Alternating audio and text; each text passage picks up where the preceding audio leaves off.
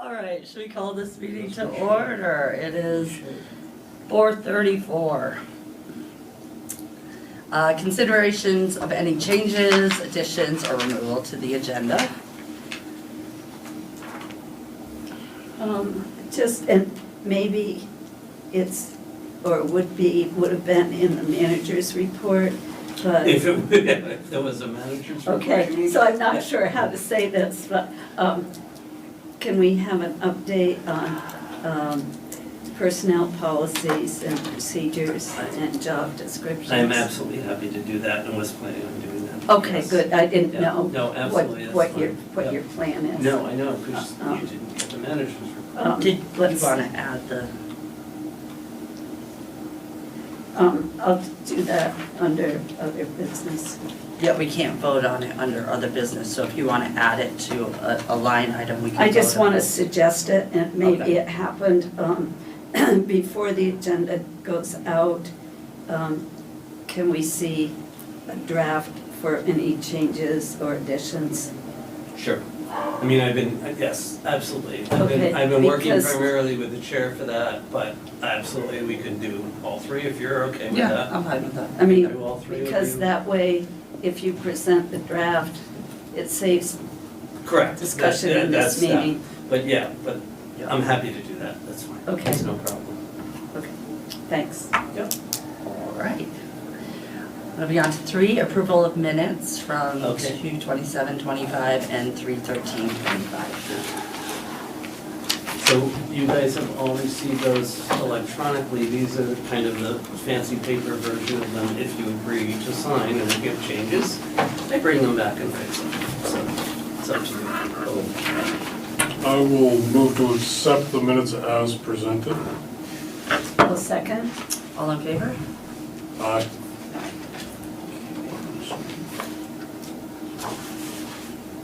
All right. We can do this after. Let's move on to new election of officers for 2025. We will be electing chair, vice chair, secretary, minutes recording, and publications. We'll start with A. I will move that we nominate Shannon Stark as chair. I'll second. All in favor? Aye.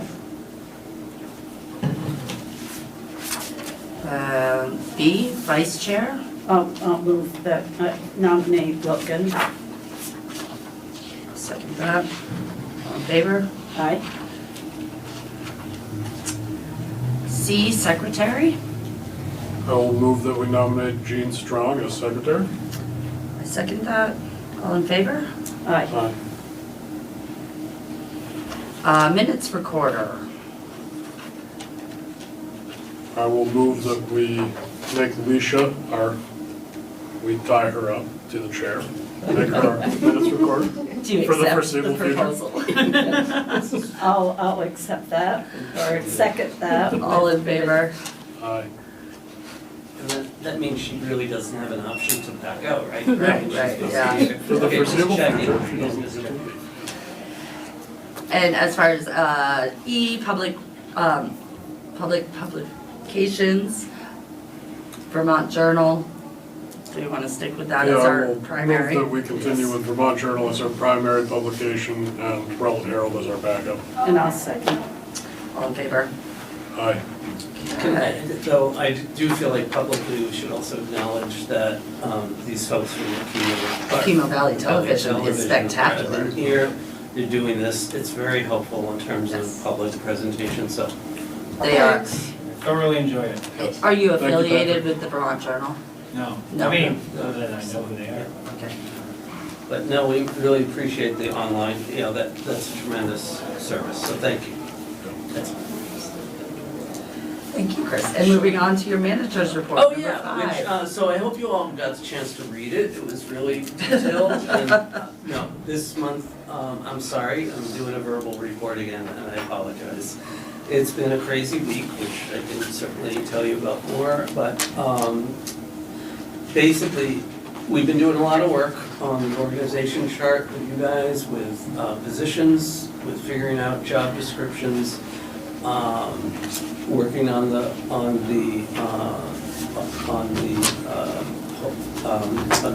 personnel manual, which Jean asked about, I can tell you about. The personnel manual is probably about half done. I'm trying to integrate three things, Jean, and for you all. The existing personnel manual, the union contract agreement and how those integrate, and then also the third thing is I got a draft, not a draft, it was a model of a personnel manual from Stowe that is also useful to kind of try and figure out what our personnel manual should say. I do expect to have those and the remaining job descriptions for you next month. I think Brett and I are working well together on and we'll talk about this a little more in executive session, but I have a draft of a lineman position description. We're working on that. I'm saying we're working on it because I told Brett I had it in draft, but he hasn't seen it yet, so it's not like we're actually working on it. So I wanted to be clear about that. It's like, oh yeah, Brett's the real holdup on this, we're ready to go. It is, now that I know the structure that you all wanted, it's helpful and it informs how to describe this position. We will have that. I expect we'll have all the position descriptions for you and the personnel manual by next month. And it was a little hiccup this month because of all the things you know about, but anyway, I think we're in pretty good shape. All the payments from FEMA for the flood stuff that could be done so far have been done. We have a little more to do in terms of the pole removals and also the installation of the transformer there, but then they will pay the rest. They paid 90% of our total costs, so decent amount of recovery there. The other thing I would say is, in terms of structure and office stuff, I think we're doing well in terms of like organization of things. We now have like personnel things in a fireproof locked file instead of like out. And there's also, we also have, weekly meetings, and Brett is included in those, so we're doing outside plant stuff. I'm waiting for him to invite me to one of his meetings, which I understand they just go do work, they don't actually meet. So it's okay, but I'm gonna try and convince him that a meeting every once in a while is okay, or maybe we'll just do a barbecue, I'm not sure which one. But I'm anxious to stay in touch with him and his staff for that. And then I will say our audit was completed, no issues, beautifully done. Thank you, Michael. Well, he did a lot of coordination work with them, and they were happy with that. I gotta say, pretty thorough in terms of what they do and also what they ask us to sign off on. It reminds me of the consultant joke that if you give me your watch, I'll tell you what time it is. This was like, the auditor was like, okay, tell me you didn't do this, didn't do that, didn't do the other thing, and that you were doing X, Y, and Z. And we tell them that, and that gives them some assurance that their audit is accurate, right? It's like no fraud, no. So we have to do all those disclosures, and it's fine, but it is like, okay, so what did you do other than like balance sheets? Okay, I'm just saying that, I shouldn't dwell on it, but the audit went well. I'll say that. The audit went well, it's done. Just say the audit, is this the audit, who's the audit? Oh, firm? okay, the auditor is KBS. KBS. Kittle, Brannigan. Yeah, Kittle, Brannigan, and Sargent. thank you. And they have been doing your audits for a long time, so they're familiar with the organization, so it wasn't a lot of re-education for this, but they did an independent audit. It's, I mean, I gotta say, pretty first class, because I've done audits before for other organizations, and they haven't been this thorough, so I'm pretty impressed with what they did. So. I just wanna, Yes, Mike. So- something that came up in the audit that I didn't know until this came out. Village of Ludlow Electric Light Department is considered a proprietary fund of the Village of Ludlow. So we are a fund, because government accounting does fund accounting. We are a fund within the village, but it's a proprietary fund, so we are kept very separate from their books. From the village itself. Yeah, so that's the So, distinction for a New proprietary information, fund. which once we do the merger will be irrelevant anyway. Right, but Although it'll that- be applicable, it's the same concept. But that distinction is only because. It's an accounting distinction. Oh, okay, it has nothing to do with No, municipality it's just an or. accounting distinction. Okay, No, we are still a municipal entity, Yes, but- Jean? I saw an invoice from these folks for like 24,000. Yeah. So is this the special audit? Because I know there were two audits. Yes, this is not the Okay, special so will audit. you, This is will you, This is the typical annual financial this is the audit. one we have every year? Yes. Okay, The special systems audit, Okay. I'm distinguishing that by Okay. a systems Thank audit you. about our controls and things like that. Got delayed a bit, but is expected to happen imminently, maybe, probably before the next month. And that is Lynn Parasis from Swanton, who's really, really good at this stuff. Right. Is gonna come down and independently okay. work with us to Because see our that, systems. that will, I suspect that might help with the policy manual. Oh, maybe. absolutely. Right, Abs- okay. Yeah, So I absolutely. just, it wasn't clear to me, I just wanted to clear it up. Yeah, I was I gonna understand. ask that same I question. mean, Okay. right, we talk about audits as, yeah, there are Wanted to multiple different clarify it, audits, right? okay. There was the safety audit, Safety there's audit. this audit, there's There's the two financial audit. audits, this Yeah, audit, which so not to be we need to confused. distinguish, and for my purposes, I'm doing, like, I'm calling them annual financial audit, which is what we just talked about, and a systems audit. Okay, And you could put office systems, or you could put whatever you want in front of that. but so it's clear to me now, Thank just, you. Yeah. Was that it for manager report? Yeah, I think so. I'm sorry that it was Yeah. not written, but there you go. I have just And what- one question that goes along with that. What do you think the timing might be for job posting? Yeah. So for that new position, Brett and I will work on that again. He hasn't seen I it. know. We're working closely on it. He hasn't seen it yet.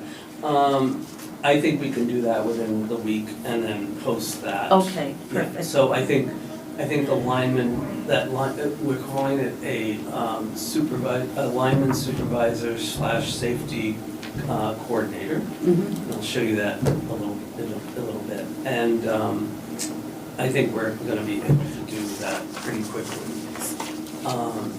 We'll advertise it where we need to. I know we need 2 weeks or a week at least at the shop. Inside, in okay. advance. Then we'll advertise it probably in local papers. We'll also advertise it probably on Indeed or something Perfect. more national. Okay? Okay, there was one you had brought up too. Platform you had brought up. No, I'm not Or was in this that for the position manager? specifically, but yeah, it was mostly with the managers. I was curious about potentially hiring somebody to help us with recruiting.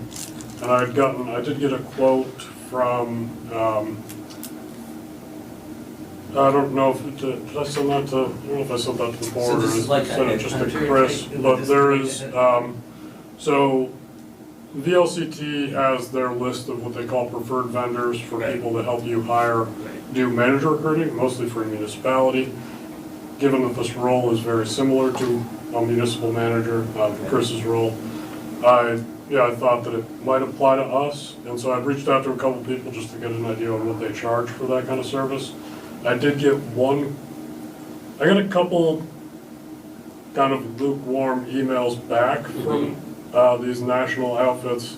The only kind of more local person that reached back out is he's actually the former town manager for Springfield, Tom Yenneral. He sent me a quote, which I can share with everybody and share with the board. That's, again, more for Chris's position.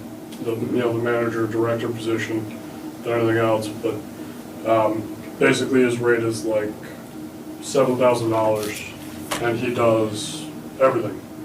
He starts the interview process, he boils down the initial list of candidates down to like 3 or 4 that he would present to Oh, the okay. actual board. I might What's it short? pay that out of pocket to not have to do it myself, so I just, teasing. Yeah. But So I think that's something for us it's something to think about. consider, it Yeah. is something to That's, consider. more for the manager position Yeah. than this new position. With Okay. this position, we talk about this more under that later.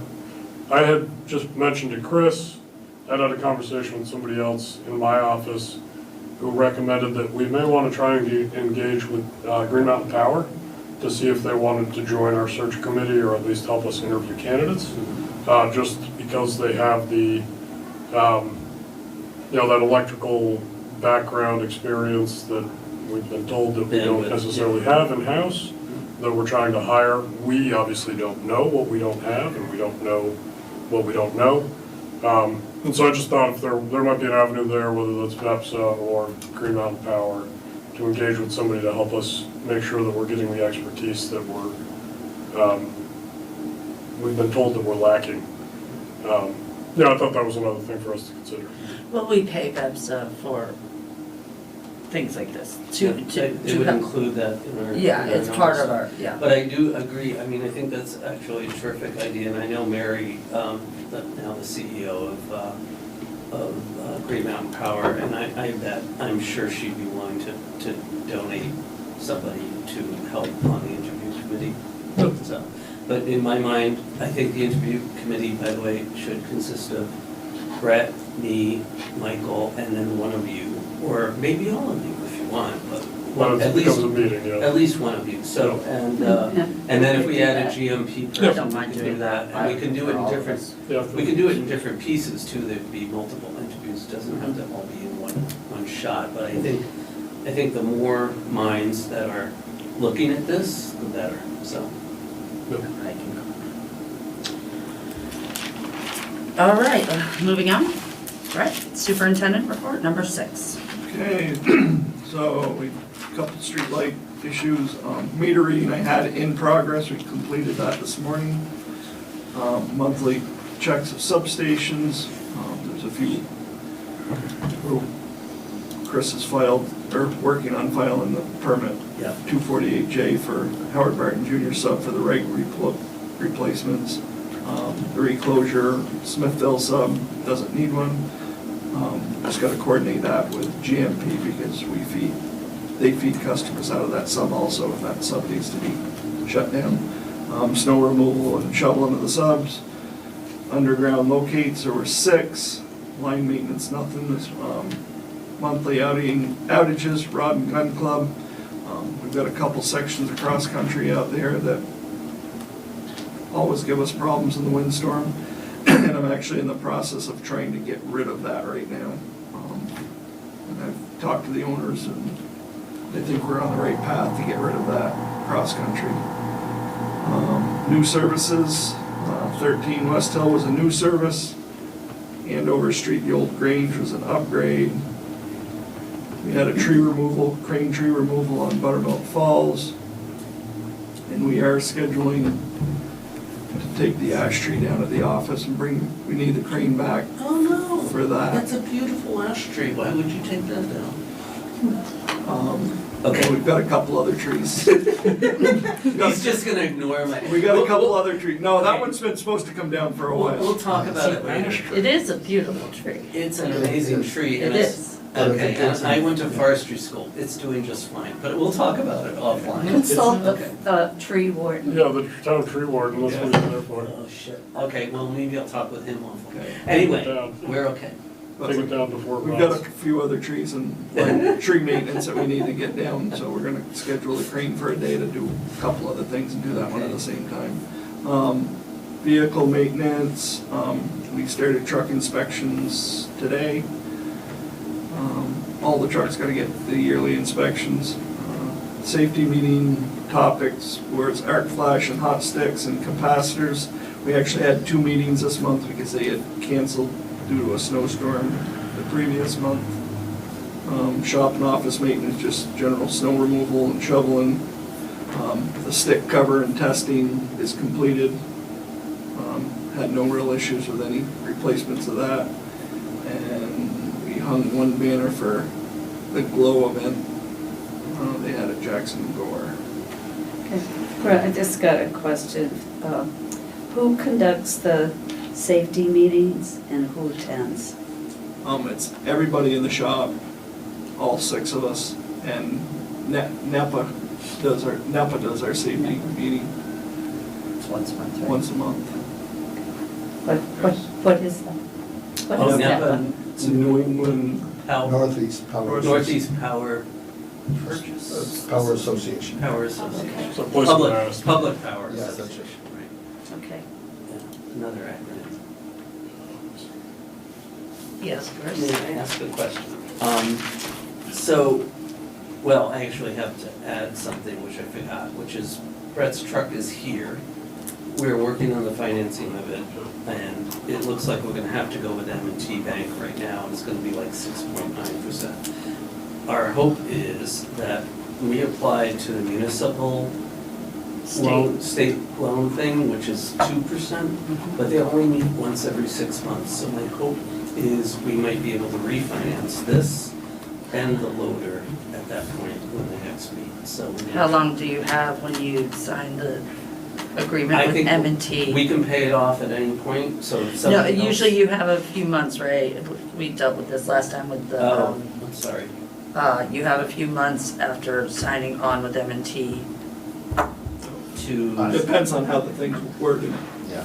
Okay, If I'd have you to go could back pay it and off. review it, I don't know Yeah. off the top of my head. yeah. yeah, so I don't know, I just wanna say that this is higher than I wanted to do, but I don't really have any other options right now unless we just pay it cash, Is, which is not gonna be good for us. is M&T giving us the municipal discount? They say they are, but I don't think there is such a thing, truthfully. No, they do have one. They I do? spoke to one of the So they were, tellers. so we were at 6.8% when I told them no, and I said, like, you know, this was several months ago, I said, like, they said, what are you looking for? I said, well, like 3 to 4 or 5%, and we can't do that.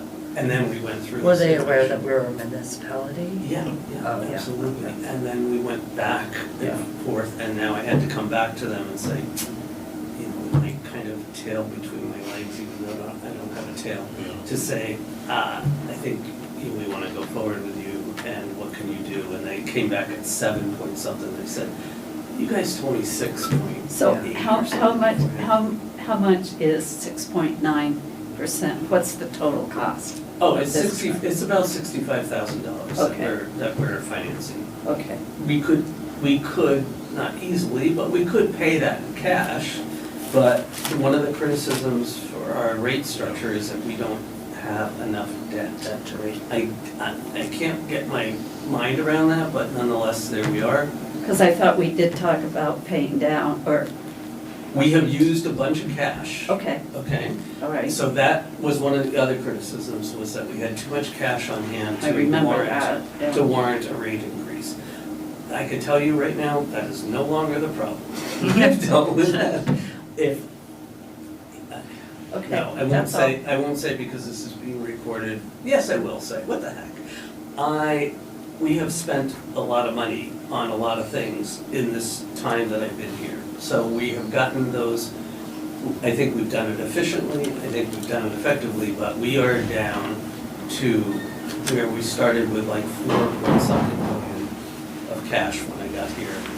We're down to like 2, and we are gonna cash in we're gonna cash in another CD to use it to do back pay for personnel and also to deal with some of the other costs we have. So I don't think that's going to be a problem anymore when we file in May.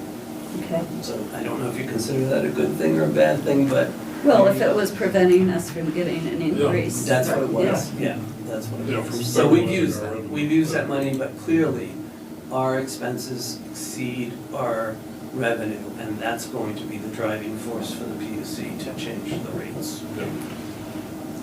gonna get one other thing, Shannon. Okay. I'm sorry, we were still on your report this I know. I'm sorry. I know. So the AMI meter stuff, we've met a few times, done a daily battle going back and forth. We've received some of the towers, some of the antennas for communication for the meters. The meters are in the process of being ordered. We finalized their count the other day. They're trying to get those. They feel that they're gonna get them. But it sounds like between April and May, we've got some people bouncing in and out trying to get, and we've gotta get some antennas up. The thing that I have, that we need to get a meter tester. And there's multiple reasons. We've had an old one that we haven't even used as long as I've been there.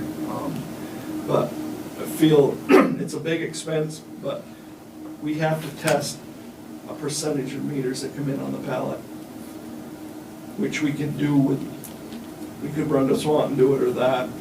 My concern is, I'd like to be able to test a lot of the meters that we're pulling when we pull them, because a lot of people's power bills are gonna show effect, because a lot of these meters aren't giving them accurate power usage. And if we can print off a report when we pull those meters and keep them logged in the account, and anybody that complains going forward, we're gonna be able to test.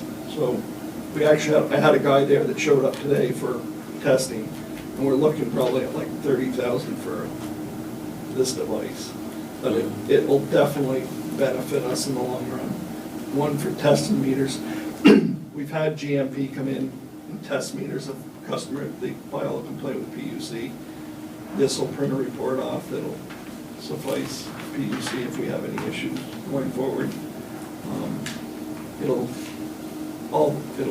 allow us to test all the meters that we need to test on the new AMI meters coming in. And also, I would like to be able to test the meters that we're taking out and log them to that customer's account, so we can account for that if they question once they have that new meter in, well, my power bill's this, well, here, So your old meter was a lot slower, and this is Exactly. why, I and think we've got to that's- report I it. think that's the Right. thing, that's the message we're gonna need to get out, which is that if there's a discrepancy between the old meter and the new meter, and it's gonna be the old meter was less, reading less than the actual, we need to be able to explain that that's probably been going on for a long time, and you've gotten a lot of electricity for free, so just be quiet. This is where we are, and this is how we can document it. I think that's it. I think that's. Do we have an idea, I mean, we think that this may be a bigger, or like a more widespread discrepancy, but we must know based on like our power consumption, like how much power we're using as a system versus how much we're charging. Oh, for our Yeah. yearly loss was what, 4.6% is what our Yeah. yearly So- line loss for the last 2 years. Been very, very close. It's very close, and that's not bad. It would show up in that calculation of the Yeah. line loss, like, this is what we pay for, and this is what we bill, right? And so that's the distance. Some of that could also just be. It is Be actual, line actual, loss. Most of it's yeah, just there line is loss. actual line loss, Right. so, yeah. And 4.6% is probably industry average, so I'm, Yeah, so so it maybe might a not even little be on the that. high side. I think Yeah. 3.8 to 4.2 is normal. Yeah. 4.6 is a little on the high side, but It's in the ballpark. I was wondering, it just too, in this AMI conversation, if we're, just for my own personal reasons, I have been talking to, Efficiency Vermont, and there's some really neat programs right now where you can get like $10,000 to just upgrade your service to 200 amp, and they basically just cover everything. I'm curious if we're seeing that. I mean, are we advertising that? Should we be advertising We that? certainly haven't advertised it, and actually, we're actually not doing it. We're doing it through VEPSA. And we have been we put out on the website the VEPSA flyer for them to contact Efficiency Vermont. VEPSA, Yeah. who will then work with Efficiency Vermont to get them what they need. But this does. It does require coordination with us, though, if we're gonna. Yes, Right, and I was yes, gonna it say, does. this does raise the issue that maybe we should put on the agenda for next month, which is just we need to talk about kind of our public messaging that we want to do over the next few months, and this might be one of those things, but there are several others that I think. Yeah. Yeah, I think that makes sense. No, I just think it's, yeah, it feels like a neat program. It feels like it works well with the AMI. There could be a nice coordination there. I know in general, I've heard in the past that we don't use enough of our efficiency Vermont money. That's also true.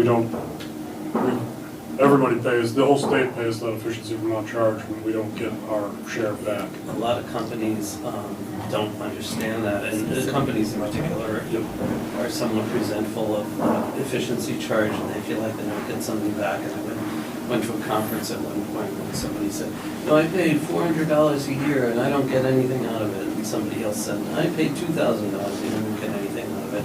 The next person said, I pay $100,000 a year and I get $400,000 back. Yeah. So it's really the effort. Part of that It's is understanding. that Efficiency Vermont has salary caps. You gotta be below a certain salary range before they'll even try to help you. Yeah. And Ludlow does not have a lot of people in that range. That's also true. Yeah. For individuals, but Individuals, businesses, they will Period. support, Yeah. they will work with any business. They'll work with any business, and they have done a lot of work with Magris and with Okemo. So they're working with our two biggest Yeah. customers. Okay.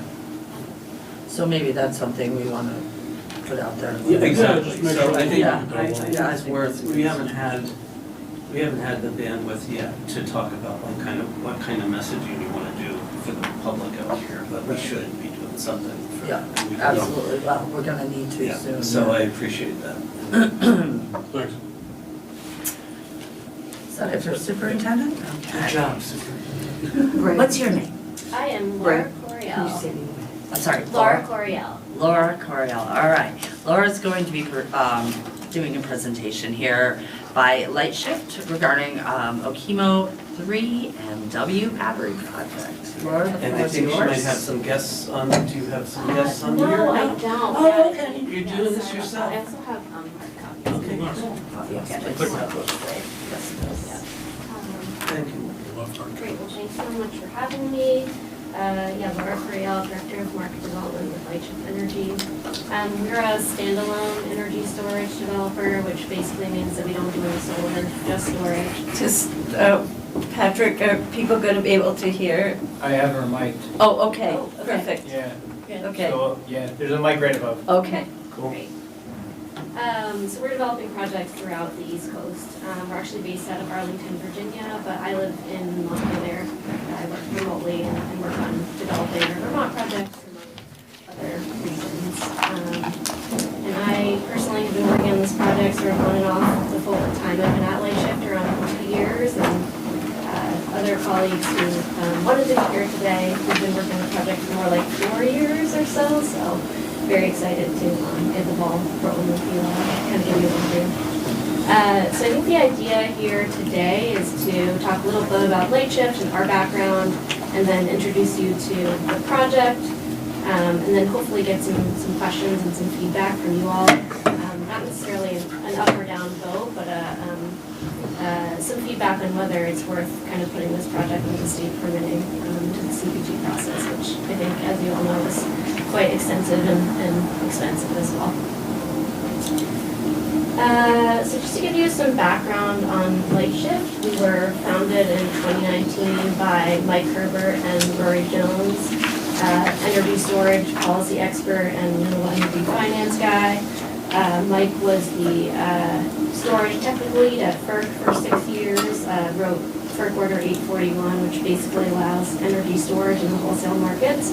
And that was sort of their business plan, and it kind of remains our main thesis today, which is transmission-dependent utilities, those that pay transmission and capacity demand charges. You can use storage to peak shave those charges and save munis and co-ops and other transmission-dependent utilities a lot of money. And so that's kind of what this project is, and also our first 6 operational projects are all with munis. And I think that's, we take sort of a white glove hand-holding approach, and I think that's been really successful with munis and co-ops. I think we have We have 6 operational projects, 6 signed contracts, probably sign another 5 this year and get a bunch of projects under construction this year. So we are growing. They're all in the 2 to 12 megawatt range, our operational portfolio. And so this project with Ludlow would be about 3 megawatts, so well in our realm of experience. We also work with investor-owned utilities, but so far it's been mostly munis and co-ops. Our first project achieved commercial operations in 2022 in Danville, Virginia. It's a peak shaving project in the PJM market. And that project's going so well, we're doing a repeat project with Danville. That project should go online in mid-2026. And then we also have 5 operational projects in Massachusetts and 1 under construction. May I just interrupt for Sure. a second? Do you guys want any quick explanation of peak shaving or why a battery can help you with the load, or are you okay? I'm aware of it, but it makes Okay. sense to say it.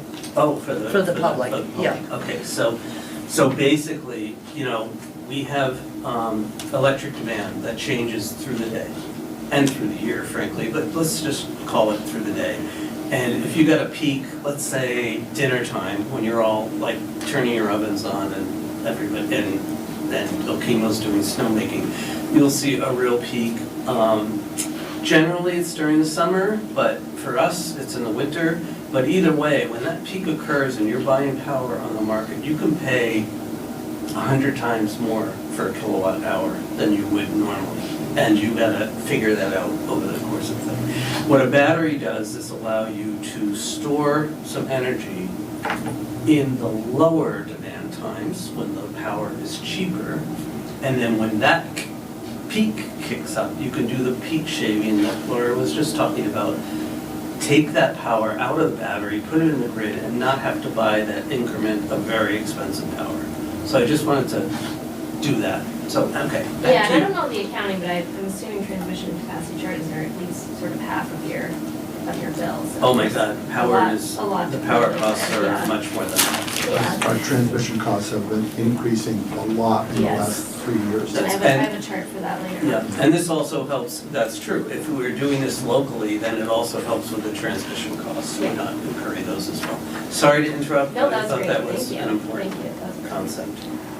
We also have experience in Vermont. We've been working with BEPSA for 4 years now. We won an RFP with them to deploy storage for a couple members. The first project in that kind of suite of projects is in Northfield, where we have a certificate of public good for the project, and hoping that gets under construction in the second half of this year. So we went through the rigorous CPG process. We also have other projects with DUs in Vermont that are in development. One's in the CPG right now, and talking to some other utilities. And so looking at this proposal specifically,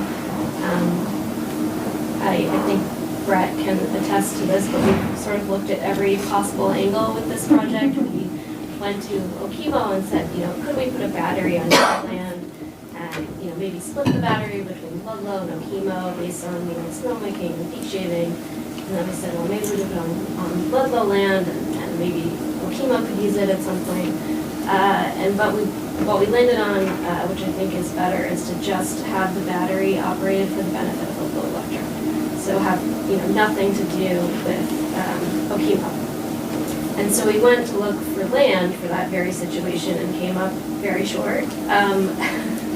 And Okemo happened to have a great spot right next to their snowmaking pond. So we kind of went back to Okemo to try to work out a situation, which is when we talked about Okemo offering the land where the battery is situated for a $0 lease in exchange for Ludlow Electric raising the load threshold or submitting a proposal to the PUC to raise the overall system load threshold. Which I think was verified by PLM that it would go to 18 or 19, whatever we said was totally doable and safe and almost expected. So that's kind of the exchange, and that the $0 lease would be passed through from light shift to the battery, meaning more savings for utility. If Vail was to sell, I mean, is that in the contract that we would still have this zero, I mean, how does Yeah, that? that would all. Yeah, so that would have to be, that's in our lease with Okemo. It is. Yeah, so that would be Say How long is- successors and it's a science type Yes. thing? Okay. How long is the lease? Is it 20 years. 20 years. Yeah, that's the useful, not the useful life of a battery, but that's how long manufacturers warranty batteries mostly. Yeah.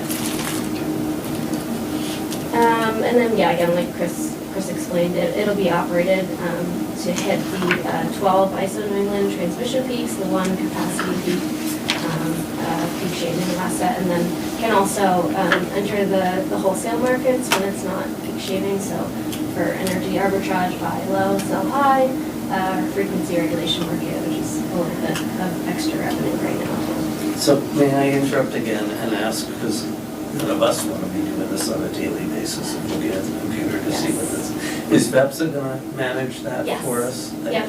Okay. So the VEPSA would be our counterparty, so they would actually be signing the contract. I'm not sure how that works in the back end with the savings and the payment, but that's, that's how it worked in Northfield. We would then be signing a contract with Pepsi. With VEPSA to do Yeah. it? And then the interconnection agreement would have to be. Right. Yeah. So the thing that I think is most interesting that I learned since September when I came on, this was the first meeting that we had on site where I realized Brett wasn't invited to, that I invited him to. But nonetheless, we learned something there.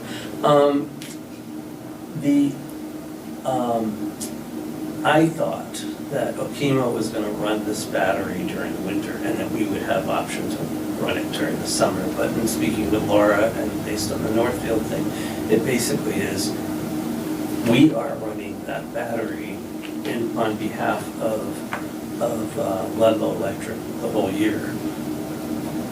And so, granted, as I just said, I don't wanna be looking at the computer every minute and deciding whether to buy or sell or how to deal with it, but it sounds like VEPSA is willing to do that, and that's terrific. Will they work with Redshift for the management of the battery, or will they have Yeah. somebody on board to do that? I would guess, so we would be maintaining the system, which is a lot of work, and then they would be operating it, and I would guess that they would contract with a firm, could be us, could be someone else, to actually operate the battery Okay. and dispatch it during the peak and figure all that out, yeah. Okay. Yeah, and we'll take care of all the development activities and the costs associated with that, that's all sort of included. And the interconnection line as well, that would be part of it. That one, I think, we had discussed, I'm not sure, actually, I need to get back to you on that. All right, thank you. We might have assumed in our pricing that you guys would do that, but, that's something we can look at for sure. Yeah, we'll take a look. Can you remind me the details of our load? Our load, Right, the total load is, right now, we increased it by 1 megawatt last year, just by an amendment that went through, so, what is it, 18? No, 15. 15.2, I think. Okay, 15.2, but we're trying to get to 18.2, I guess we're trying to add 3 more. so this is 30 supplemental brings us up to 18 in theory. Yeah, that's the. Now, No. that's a total system load Yep. for the snowmaking contract. And based on our max potential output at the high time of year and all the other factors, I remember that part. So this is a 3 megawatt system, how many megawatt hours is it? Beginning of life, it'll be 12 megawatt hours, so 4-hour system. Yep. Little higher nameplate, and then it'll degrade in about year 6. You may want to augment it, so we leave space for that if that's a. Yeah, I noticed on the site plan, there's potential to add more Yep, development. and that 3 megawatt is based on the feeder capacity of the 3-phase off Dub Road. Yep. So if anything changes, you could add more.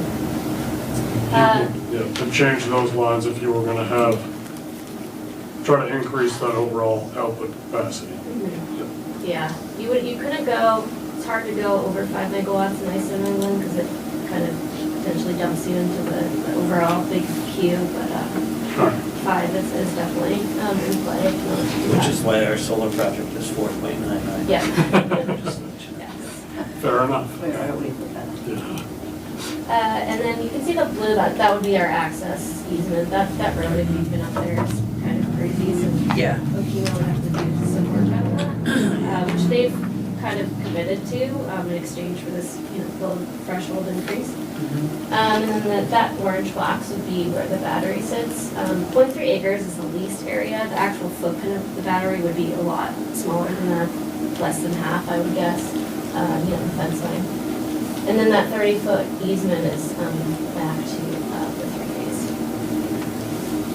And that's a pretty amazing underground system, Yeah. power system to get to that as well. Oh, yeah. And then looking closer at the actual layout, this would be a 3-container system. They're about 5 megawatt hours each. And then there's a inverter and transformer skid, which I have a picture on the next slide. And there's some smaller communications, auxiliary transformer, metering boxes, and then you can see that space for augmentation. This is from our perspective, a really excellent site in terms of permitting and aesthetics. It's sort of hidden, it's lower than the snowmaking pond. So for noise and being close to buildings or people seeing it, it's pretty great. We have had issues with flooding. Is that somewhere where that dam could put in? No. No. Because when you said it was Right. lower, Right. Right, that's that's Good not- point. I asked That was my It sits in initial- a pocket, doesn't sit. It No. sits a little bit lower than the top of it. Okay. But, yeah, Well, I'll go if the for- dam breaks, it's gonna go another direction. Oh, well, yeah, And it'll then go we to the have a lot of cemetery. funds. Then they're not getting to it, then. Yeah, right. Well, if anywhere, it's So- going down the access road to, the overlook, really. Yeah. But good question, because Well- you wanna be out of the flood zone, Yeah, and absolutely. I assume you are, right? Yes. Along those lines, local permitting and Act 250. We go through CPG. Yeah, you don't The have certificate of public good, Cemetery, yeah. which, CPJ. Good. yeah, which is different. It basically, if it's an energy project, you It's are, like what we're going through for the. right, Howard you are Burton side. you're not subject to local zoning or local planning Yeah. rules. But the RPC and the town, have a say. Jason They do, Fernandez they can has weigh a into the say, PUC so, process, yeah. but they don't have their own. If they buy for, Because that's a man-made pond, does Yeah. the EPA have anything to do with that? Because I know there's families of loons Good question. that live in that pond. It's really funny. It's real. No, it's great, okay, I mean, they will. So, having been an environmental Yeah. manager, I can tell you that even though it's a man-made pond, now that they've created it, and there's a habitat for, let's say, endangered species or whatever, yeah, it's gonna be regulated. If they wanted to make substantial changes to it, Mhm. they'd have to assess those. Yeah. So, there you go. we're outside of this, so we're gonna. Yeah, so, yeah.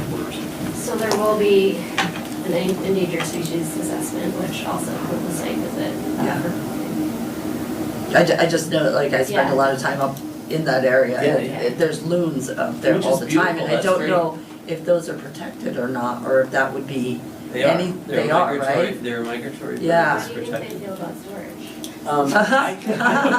Maybe they'd be They hold happy their to breath be a able long to time. charge their cell phones at night. The loons might be happier, happy. I just wondered if that would be something we would run into. Yeah, as an that's a issue. good point. It is an important point, and I think the endangered species component that they're gonna be looking at is Yeah. probably the on-land component, right? And seeing what maybe plants are there or How something. much noise does a system like this generate? You said it does produce some noise. It does, yeah. We haven't done a full sound study on this yet, but it's pretty loud. The inverter is actually the loudest part, the inverter fans. The batteries have fans as well. Okay, so it's the fan noise. It's pretty loud. It's like 70 decibels when you're right there. Okay. But I don't think there would be any. Where it's located, there's not gonna be. Yeah, there's not much. There's nothing right Well, there, I mean, will you hear it in the cemetery? Yeah, they're gonna complain. They are gonna complain, I'm on that point The too. cemetery, right, the people No, there in the cemetery. Yeah. Yeah, that's- good. I'm- Yeah, I think that it's from Library far enough away that you wouldn't have an impact, well, that'll definitely be part of the plan, yes. Right, Yeah. yeah. Yeah. I'm There's sorry. some new houses right there. I know, There's a lot Yeah, there's 3 new houses on there. yeah. Ludlow Electric owns a very small piece of land, Yeah, down and I by think that- it's right where that yellow comes out, is that? Yeah, just below that, actually. Because we do own a very, very small piece of land right there on Dove Road. Yeah. Here. Oh, yeah? Yeah, I don't think I knew that. I think it's only like 10 feet wide or something like that. Right by the Yeah. where the highway garage was or something? By the state garage, where the state garage, The just state below, garage. just below where the state garage was, right where that Interesting. lower end. Yeah, I just wanted to, yeah, 'cause if we could get it to come out on that piece of land, that would be, Great, Might save us some easement conversations. yeah. that might, yeah. Well, I'm Okay. happy to look into it. Yeah. This is actually the Trina storage, it's the manufacturer that we've used in all of our operational projects. It's what we proposed for this project, though everything seems to be changing right now. So in terms of aesthetics, you can see these are the actual storage containers. In this top picture, to the right, you can see a little bit of the inverter and transformer skid. And that project in Groton is actually within the fence line of substation. And then, yeah, the other one is in Paxton, but similar size to what this project would be. And the vegetation, as I mentioned, is really good in this project in terms of blocking the view, and we can always add more if needed. We kind of went through this, but the structure that we worked out with VIPSA is a tolling agreement where they pay us a flat monthly fee, and, you know, we are responsible for guaranteeing a certain amount of capacity, which VIPSA will use to dispatch the project and peak shave or enter the market or whatever service they feel they need with the battery. And so this is kind of a proprietary thing, so I didn't include the exact price, but think somewhere in the range of sort of $14 to $16 per kilowatt month in terms of the flat tolling rate. It's not escalating, so that's what you would pay for the lifetime of the project. And then 20 years, as we talked about, augmentation space is in there. We are, you know, monitoring the tariff situation very closely. The price of batteries has gone down. Tariffs have gone way up. We don't know what direction they're going to go. So right now we are able to sort of hold prices steady because of the drop in battery prices, but we just don't know what the future holds. And like in your schedule, right, of Yeah. moving forward, and then like you said, Northfield's kind of first and the other, right? So are we talking 2026, 2027 for like delivery of batteries, or 2025? Yeah. And like when do you actually, when does, I can't remember the company that you're using, the people who make the batteries? Oh, Trina. Trina, Yeah. yeah. But when would they actually acquire the batteries that will come here? Yeah. So someone like Trina, we have a great relationship with them. Right now it's 6 months. Okay. So, you know, if you think from now, we could complete permitting in a year, fingers crossed. And then, you know, some planning sort of contract period. So say 2 years at a. Yeah. So they would not, I guess what I'm saying is batteries that come in, if there's a tariff issue, the ones that are here already are not, those are not the batteries we'll be using. We're gonna have to deal Yeah. with whatever is Unfortunately, happening. but maybe it'll be better. Oh, yeah, you're such an optimist. I'd like that. Great. Glass half full. Great, great feeling. Yeah, you made batteries Yeah, there is with domestic Ukrainian content. minerals. I'm sorry, okay. 2027 is when we Okay, expect all right, domestic thank you. content, so that could be an option too. Can I ask, just on the augmentation space, what, I mean, I'm sure I can figure it out, but like what does the fully utilized space, what would that capacity be? Oh, if we were to fully build out that space Yeah. as much as we could? I mean, you could have a big project there. I think the limitations are the feeder capacity and then whether you want to get into the ISO queue and your peak load which I think. Yeah, I mean, if you were gonna change the 3 megawatt aspect, Oh, you if just you were gonna change it expanded down the at total all? total Yeah. capacity hours. I mean, these things keep getting more dense, so you could Yeah. easily double the size of the project, like 30 megawatt hours out of it. I'm just curious. And I think augmentation will be cheaper. Yeah, longer term. Yeah, after you have the project in place, I imagine it's easier to add more capacity, but It is, yeah, and we do DC augmentation these days anyway, so it's really just, dropping it in rather than Yeah. trying to figure it out AC with the existing system. that makes sense. This is our projection for RNS charges, that's the regional network service, the transmission charges. So if you think the project is somewhere in the 15 to 16 kilowatt dollars per kilowatt month, you're easily looking at $50 a kilowatt month with all these charges and where they're going. This analysis is done by sort of our outside market analysis firms, which we hired to do this work. A bunch of firms hired to do this kind of work.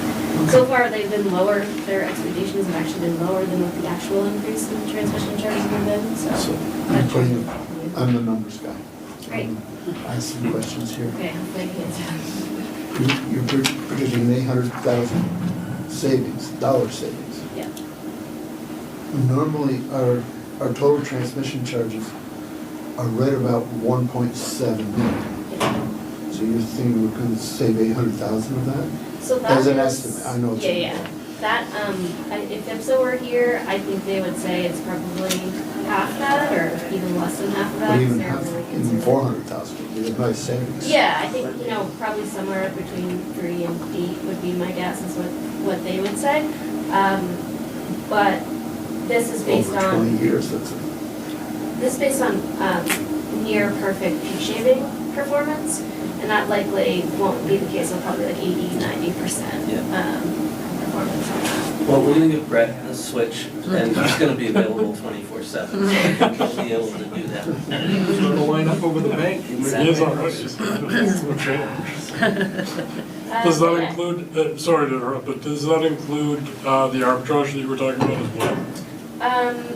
The arbitrage is not included in this, so that's a good point. The market revenue, that darkened line is just frequency regulation. Yeah. So, I mean, there's potential.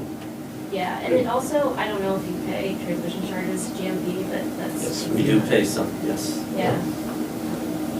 Another thing. Yeah, and again, the transmission charges that we pay to GMT and Belco are, if we generate stuff in our own region, that saves, at least it offsets some of those. We can- Yeah. Right now, our peak is based on a 12-month rolling average with GMP.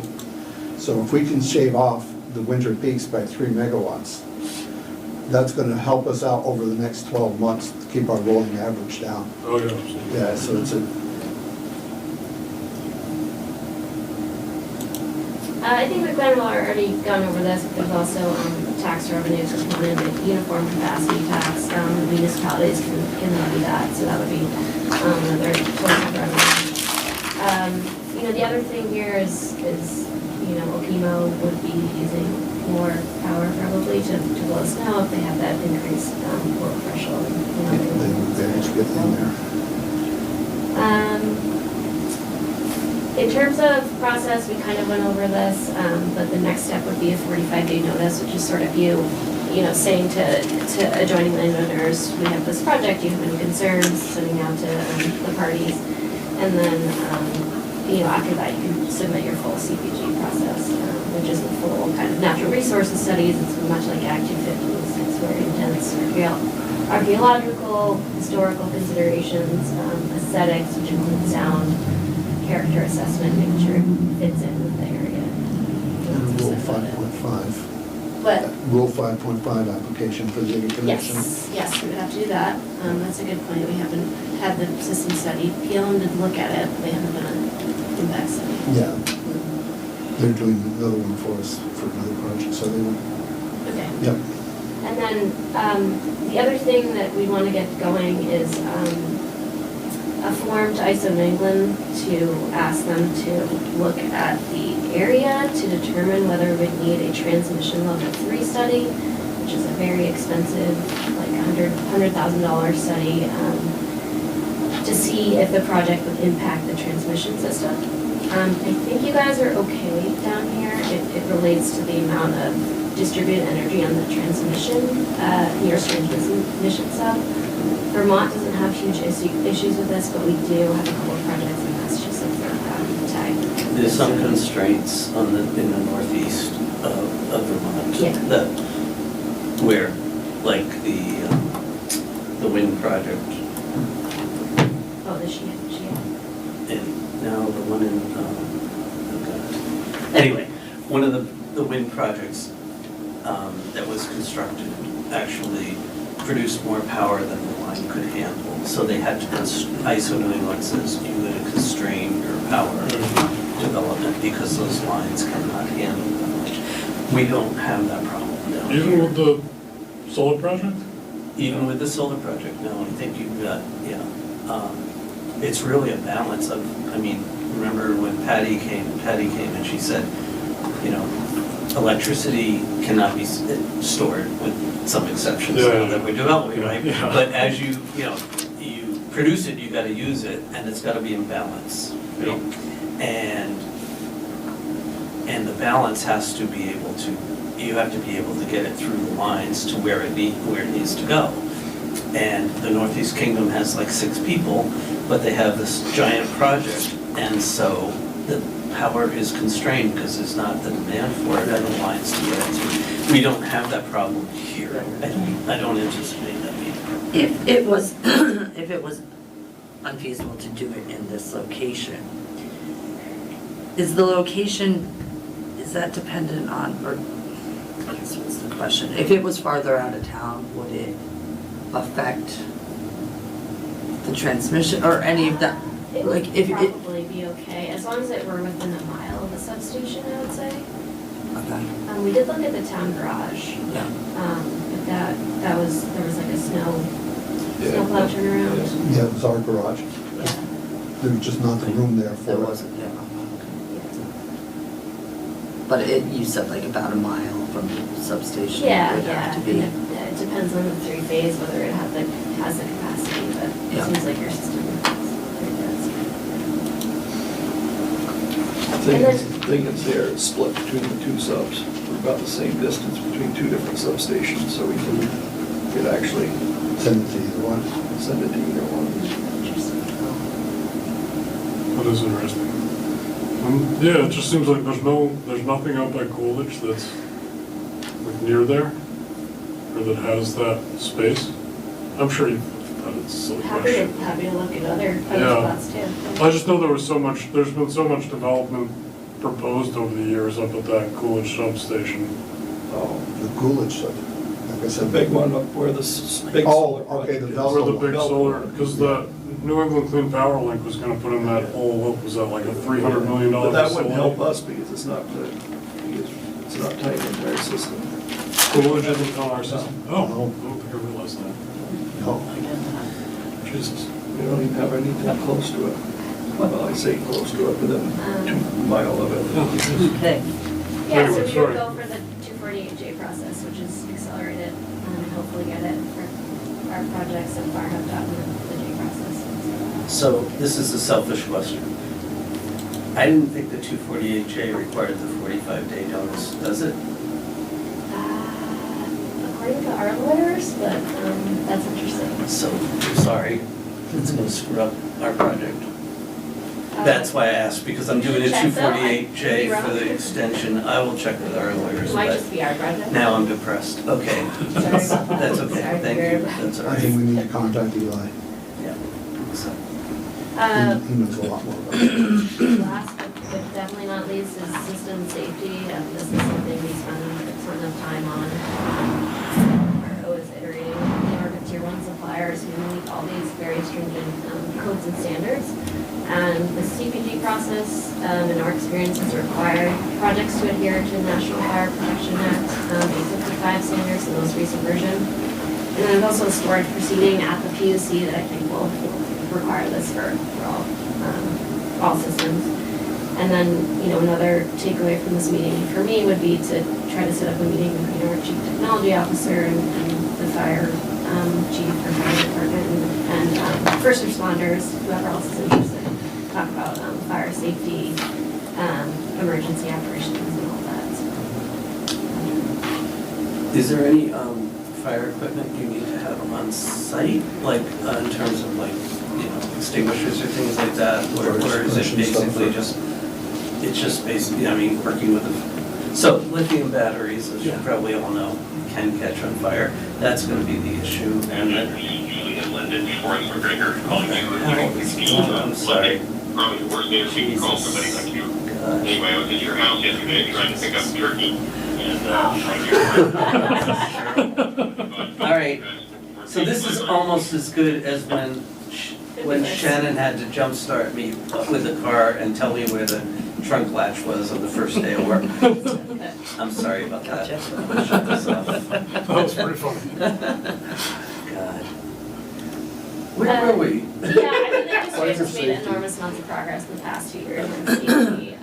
And we have redundant operations, we do in-house, but we also have 24/7 desks that's monitoring our projects and the temperature at a really granular level that we can kind of turn on and off and remotely so that to prevent anything. But we don't expect any issues. So there's like an automatic shutdown if it hits a certain temperature? I think it probably is automatic, yeah. And then these new standards, have spacing requirements between not only the battery containers themselves, but the individual sort of packs and racks and all that. And that's been a huge lesson from the incidents is more spacing. Sorry to ask, but have you guys had incidents with the batteries? Oh, we haven't, No. no, yeah. And yeah, I think that's.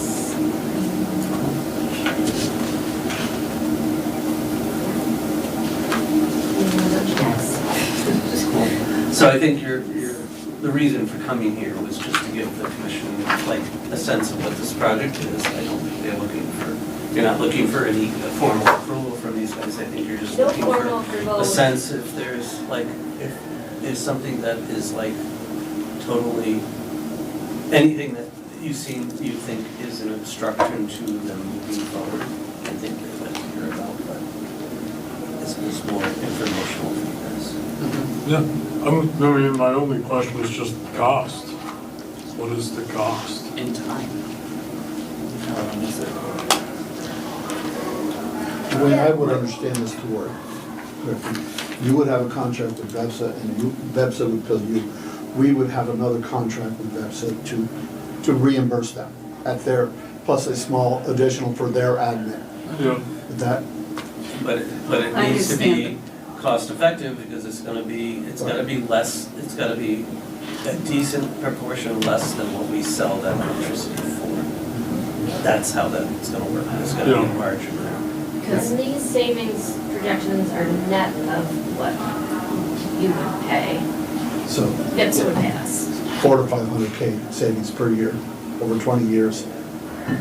So, Substantial. yeah, it's a substantial But savings. at some point, I understand the process, how that would work, but at some point, it would be, we would need to know that just to be doing our jobs. Oh, yeah, absolutely. Yes. We will get more refined as we Yeah. go through Yeah. the, and then the question is, correct me if I'm wrong, but there has to be a decommissioning process, right? You've got to be able to, Yeah, they put have that to in be escrow. able to put in escrow enough money to take this thing apart and restore it to the way the world is.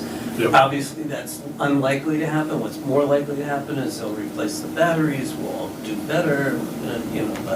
but that's kind of the way this. Yeah, part of the CPG process. Yeah. So once all the permits go through, per se, and, approval and all this, from that point, how long does it take to get this set up? In a perfect world, it's probably,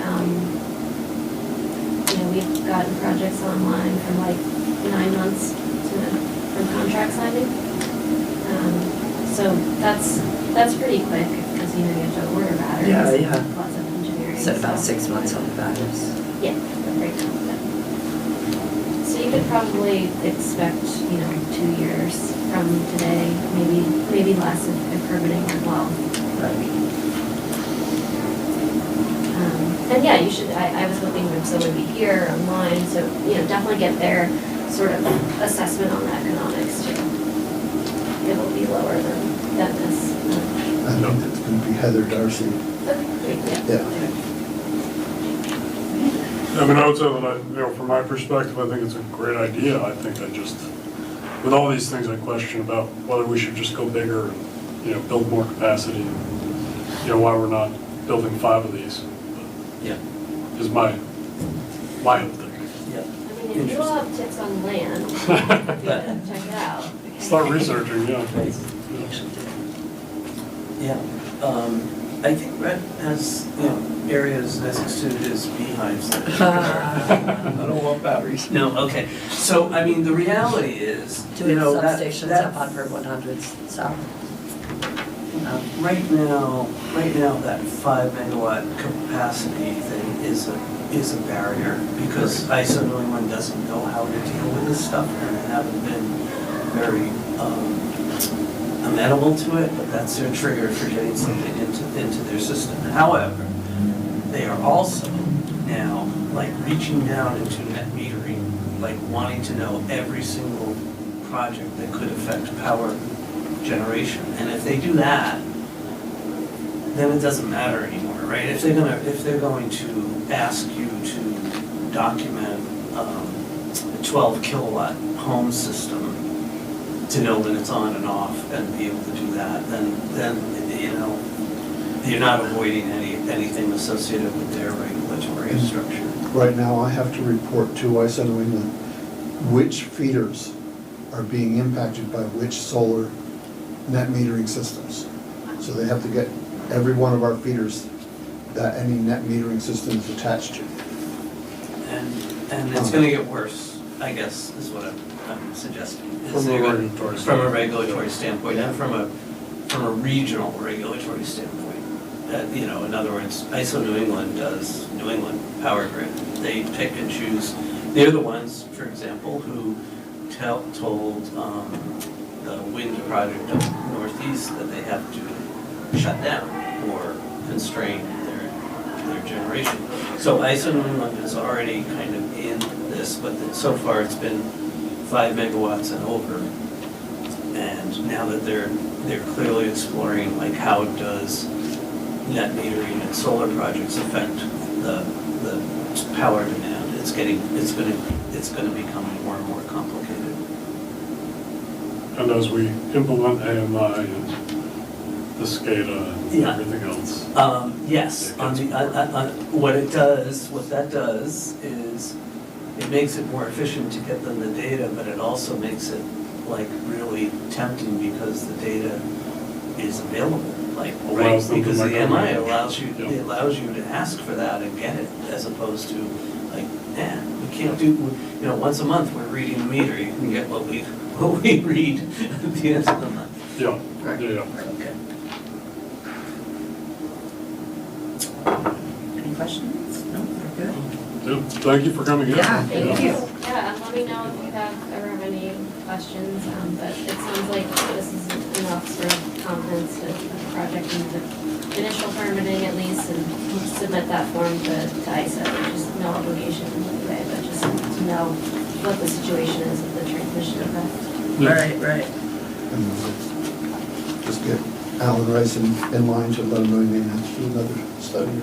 Yes, sounds good. We will work with it on that. I'm curious, our new fire chief has been a little more proactive on some, just local training for Yep. situations like this, I presume he might be interested in. And so you do have a plan in there about, local training and things like that? Yes, before any project is in operations, we create an emergency operations plan with the local fire department and emergency responders. So we would definitely do that, but we like to engage before that, so we'd love to have our CTO up here, it's actually a Vermonter.